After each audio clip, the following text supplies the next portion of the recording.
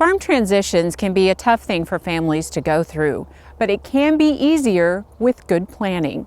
For advice, here's our Extension Ag Law Specialist, Shannon Ferrell. We've seen really almost tragic results in the American agricultural industry in terms of success in transitioning a farm from one generation to the next. The numbers that we have indicate that that number currently is less than 30%. Less than a third of farms are successfully making it from one generation to the next. And the research kind of points us to three primary reasons for that. Number one, a lack of estate planning, which is kind of like asking for your farm to get broken up by the process.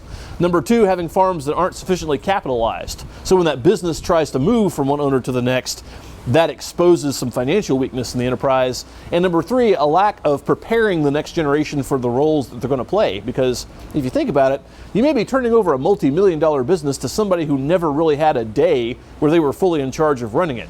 So these three factors really lead us to the importance of why we need to have more transition planning education and more transition planning efforts on the part of our producers. Really, we want people to start thinking about transitioning as a process. This isn't something that's going to happen in a day with your accountant or your lawyer, because so many times we have people come to our programs and say, hey, do we need to have a will? Do we need to have a trust? Do we need to have an LLC? And the answer is it's not that simple. Really, this is a perhaps years-long process that we kind of break up into 5 steps to make it a little bit more manageable. The first step is to figure out where you're at.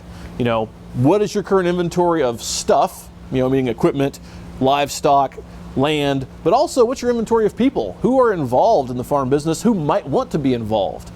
Step 2 is to talk to our stakeholders. Now, the stakeholders are people that may have an economic stake in the game, but they're also people that have an emotional stake in the game. People that grew up in the farm but no longer live there probably still care about what happens to the farm, and if we don't give an ear to their concerns, they could resist the process that we engage. So let's get everybody involved and really ask them, how do you feel about the future of the farm and what do you think your role should be with respect to that? Our third step then is a business succession plan. This farm is a business, so how is the management of the assets that we use to do the things that we do, how is that going to change over time? The fourth step is our estate plan, which is where lots of people zero in first, right? But an estate plan is a critical part of the business succession plan as well, because we might own a stake in that business. How is that stake going to transfer, either while we're alive or after we're gone? And then the fifth step is actually implementing the plan. You've gone to all this effort, now you really have to commit to carrying it out. In talking to lots of producers, I think the one obstacle to engaging this transition process is fear. People are maybe afraid of the answers that they're going to get when they engage their stakeholders, or they're afraid of just contemplating what the farm might look like if it's different from what it is right now, because change is just scary, and that's a fact of life.